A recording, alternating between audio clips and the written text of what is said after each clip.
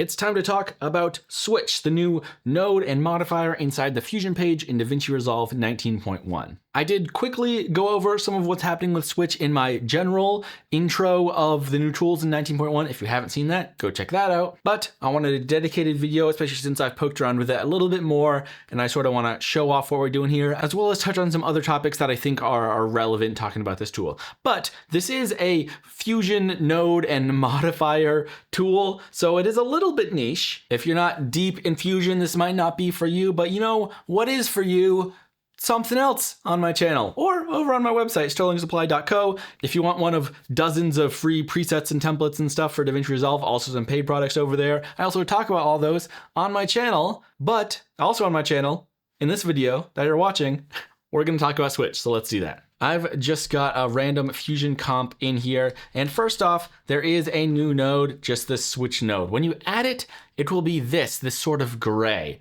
And something really cool about this standard version of the node is that it is aware of what you are connecting to it. So something down here, I just have 5 background nodes that I've changed the color on all of these. And on the switch down here, I have changed that number of inputs to 5. That's the only parameter I've changed, upping this number of inputs. But this node itself is still gray, but as soon as I connect it, you'll see that it goes green, just sort of signifying that it is like working together with these nodes. And if I select that switch now, then I can head back to controls and just use this drop down to select any one of those 5 inputs that we made. Now, you'll notice on this default one I dragged in here, this isn't a drop-down menu, it's just a 2-button option. And in fact, I believe if I go back and just change this to like 3 inputs, yeah, this control here goes back to these buttons. So the visual representation of this source option will vary depending on how many inputs you select. And I believe if I like just change the name of these, yes, it also changes. So if you have a lot of inputs or the name on any of these inputs is like too long for that button, or maybe like the total count, however it works, it will automatically change this to this drop-down menu. And as I'm showing off here, you can also rename these to whatever you want. So like instead of just input 1, 2, and 3, you could actually change these to red, green, and blue. And then boom, you've got buttons, red, green, and blue. Yes. Or take this back up to 5, connect those other ones. Oh, that's pretty interesting. I had 5 connected. When I pulled this input down, it automatically disconnected those, but when I pulled it back up, it automatically reconnected them. Interesting. You won't be doing this a whole lot. That's some basics, but the other thing I wanted to point out earlier, we connected these background nodes, which are automatically labeled green to the switch, and it like recognized that and made the switch green. This switch node also kind of uniquely, I think there's like one other node that does this, but it also works inherently inside the shape system, which is this vector system, usually has its own nodes that you need to sort of work inside the shape system and then plug it into a render node to have it play nice with anything else. But here I have a star, a rectangle, and an ellipse. And if I just connect these to this other switch, you'll notice, hey, now this switch is purple, and the same default node is now functioning inside the shape system, and I can switch in between any of those shapes.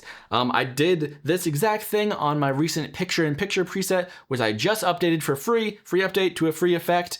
I rebuilt a lot of that using this switch tool in the back end. But important to note that once you do this, if I have something like a background now, that I'll just do green, I then can't also include something outside the switch system with a switch from inside the switch system, the shape system. So it can work inside or outside the shape system, but we also have just another whole version of the switch node, that being the U switch node. The USD tools in Fusion came in 18.5, I believe. They started rolling out. It's a completely new system for 3D work inside the Fusion page that I'm very excited about, you know, as that expands, but that does require its own U switch node. So I just created something like this capsule in this torus, and you can have it connected to a U-switch node and toggle back between any different inputs. I believe this could be like whole 3D scenes you could swap between. And on the U-switch, we have this extra export option. I really haven't dove too much into the USD system.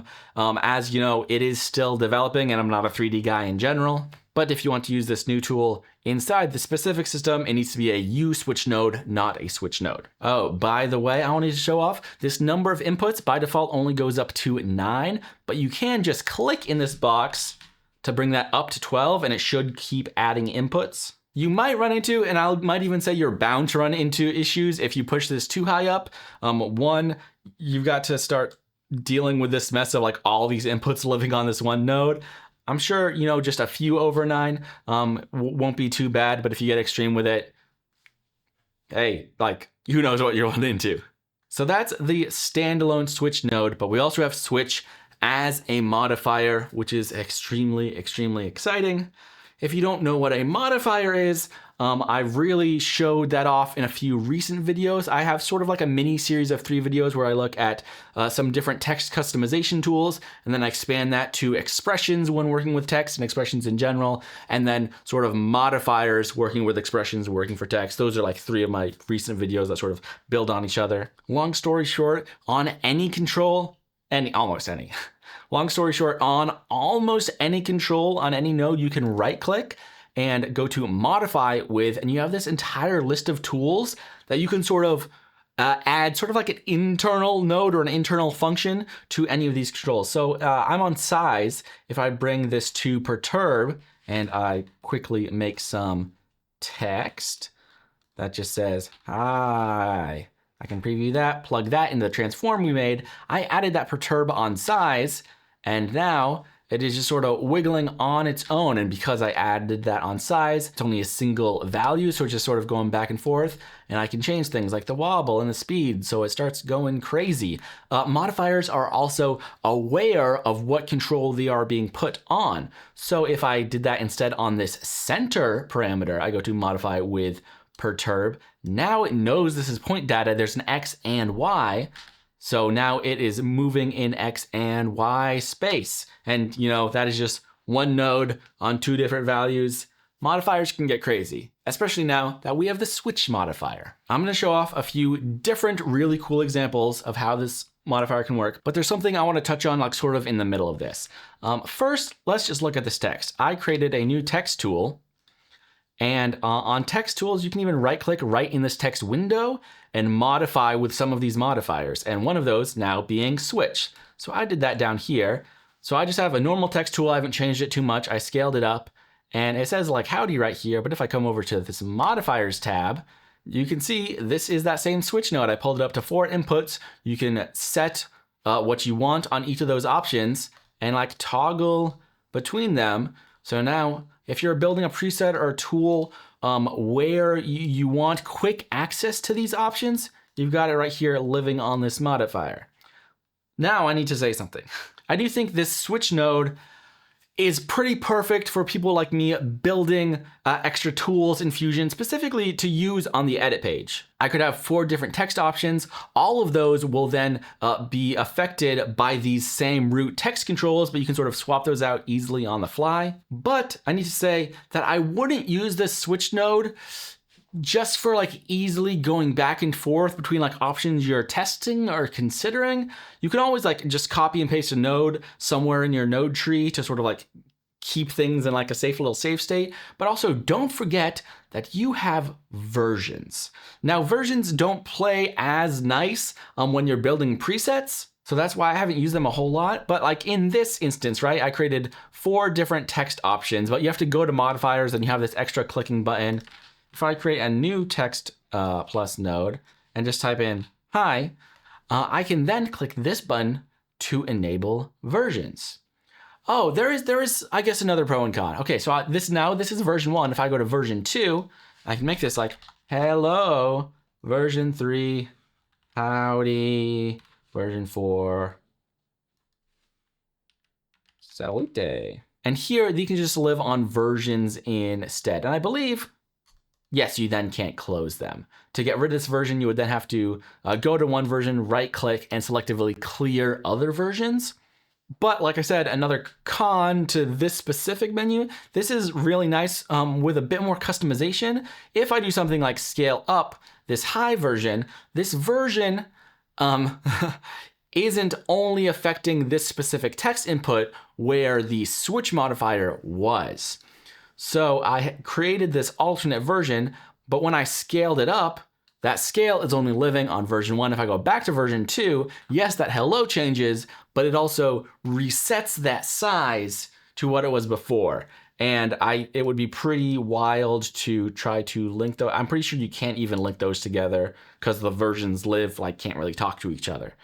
So it's still a valuable tool to know about this versions option, but this modifier is pretty nice way of doing it too, specifically when you want to only have one specific parameter in this instance text that you can swap between multiple options while keeping all your other tools on that node sort of synced together. In that way, it's almost like instance nodes, which are another whole set of tools that we don't need to talk about here, even though I've talked about them before. If you haven't seen me talk about them before, leave a comment, let me know, because it's been a while since I've talked about instance nodes. So maybe I should talk about them again in another video. But we did this on text, right? Oh, I pulled this down. So we've got that text that we can change this option between.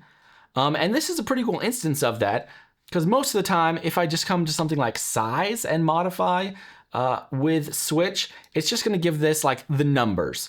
Most controls in Fusion are just a single number, maybe those two numbers to be a point data. So most of the time, this will kind of be what you're looking at, just okay, what two numbers do you want to do? And then you can, oh, that's actually very small. You can toggle back and forth between those. But let's look at some other cool instances. We got that text. Let's look at Polygon, because over on Polygon, if I look at this, oh, okay, it's a polygon. I made a funky shape, right? But what's this? Our modifiers tab is enabled. If I click over to that, we have two options. If I click input 1, oh, it's a completely different shape that I drew. Now we have two options. What's this? If I come up to 3, then if I click that third option, which here is input 2, it goes away because I can then draw another whole shape. Boom. And now I can go back between all of these. This is a really cool way of doing this. It's all living on this one polygon node, and then whenever I connect that to in this case, just this solid, spoilers, I can change up this shape completely upstream of whatever I am doing at that point. Spoilers again, I'm also merging that back over text. The specific use case for using this on a polygon, I'm not super sure, but it's nice. Now, next cool thing I want to show off. So we've got that polygon, we are plugging it into this background, which here is blue. Now, if I create a new background node, preview that, by default it's black, you can make it a single color. If I try to right click on here and go to modify with Switch, it will add that as a modifier, but only on the specific color channel that you selected. So it's just on this red option, it's just treating it like a single number value. I would love for them to add the option to publish entire color groups. Right now, that's not a thing. So on this background, if I come to modifiers, you can see I have several different whole color values that I can change between with these multiple inputs. And that is living as a modifier, but you'll see here, it's because I changed this to gradient. And yes, this can allow you to actually set a multicolor gradient. If you only have one point in these maps, it's just a solid color.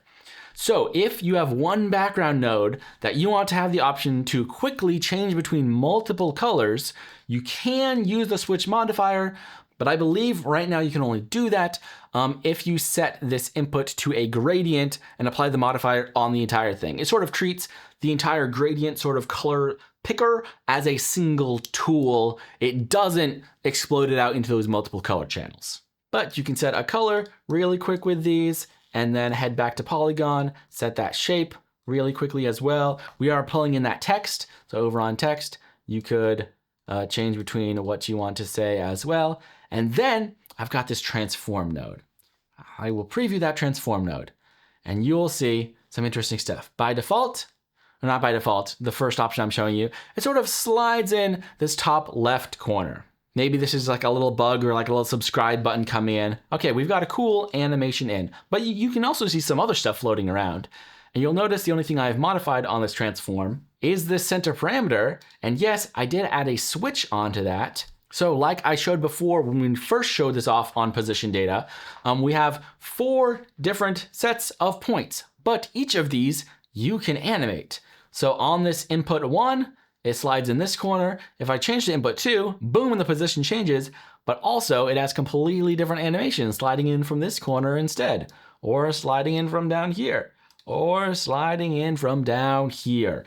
Animation presets, especially if you wanted like specific baked in animation just from different directions or however you want to do your animation, they're just like, boom, hot switch toggle animation presets. Pretty cool. So we've got a little rig here, and very quickly we can change what corner we wanted to animate it in. We want to change the text we have. We can quick change the color, and we can quick change the shape that is then being masked onto that color. And if I was making this into a preset, I could grab all those, come to macro, make that a macro, and on just each of those nodes, we can see we do then publish those switches as extra nodes here. Just grab this source control, pull the source control for each of those switch nodes, and it will pull that control to, you know, that main level in the inspector for this macro. And you can have all those toggles just right next to each other real quick. You've got like a completely different effect. Last thing I want to talk about is one area I hope they expand. And I hope I'm not too optimistic to think they might, because there is a loader node. This is how you can bring images into the Fusion page or image sequences. And there is a ULoader node, again, for working in that USD, not USD, Universal, yeah, USD system, where you can browse for that relevant file. Again, like if I pull in something like an image, it doesn't work at all. It wants that 3D file type. But even if I get rid of that, I can right click on that file name in that search and add a switch modifier. And yeah, I can have like 2 different inputs. I could connect those to different things. There is some jank. I definitely don't believe this is intended, because you have to go back to tools and browse for that first option, and then like go to modifiers, change to the second option, and then go back to the tools panel, search for your other option. But then you can sort of go back in between them. There's nothing to display. But if I look here, you'll see it's pulling in one versus the other correctly. It is working, but you just have to go to tools to do that initial selection. And I'm showing that off here because on the normal loader node, which could bring in images totally fine, for instance, if I just bring in that first thumbnail I created for that recent video, yeah, it pulls in that image. But if I right click, I don't have the option on this normal loader node to add a switch modifier or any modifier or keyframe this or for anything. You can't affect this control. Now you can go ahead and create another loader node, pull in another image and just use the normal switch node to toggle back and forth between them. But you know, it's a little extra step. You've got to set that stuff up. You're dealing with more nodes. If they added the ability to use switch as a modifier right on a single loader node, you could make some pretty powerful tools with straight up a lot less work, or at least a lot less nodes. Again, this isn't a super big hassle to work through, but if we could simplify it, it'd be better, especially if you wanted to add extra things to these nodes. This is absolutely functional. You could bring in a whole lot of loaders, connect them to one switch, and that would functionally be the same thing. But I don't know, modifiers are cool. I want it as a modifier. But say you want to build a preset where you have a bunch of like sports team logos or like icons from a game you're editing or something. You could load all of those up on a single loader node if you could do this as a modifier, and then have just that one control that auto made you for switching back and forth between them all. As it is, I shouldn't complain. This is a giant improvement. I have a much older video where I brought in 100 different social media icons for a preset that I then gave away. And I actually revisited that once because I reworked that into a slightly different, more efficient setup, but it still needed some like pretty heavy expressions to sort of look at this extra control I created. This is so much easier, especially for people who don't want to like dive into this whole edit controls menu, which is a whole other thing. The Switch Node does a lot of work for you, and hopefully I do think it could be a pretty good springboard for a lot of people diving in, creating their own custom tools, just because it's very easy to use and you can add a lot of flexibility, a lot of power to some of these effects. It's really nice.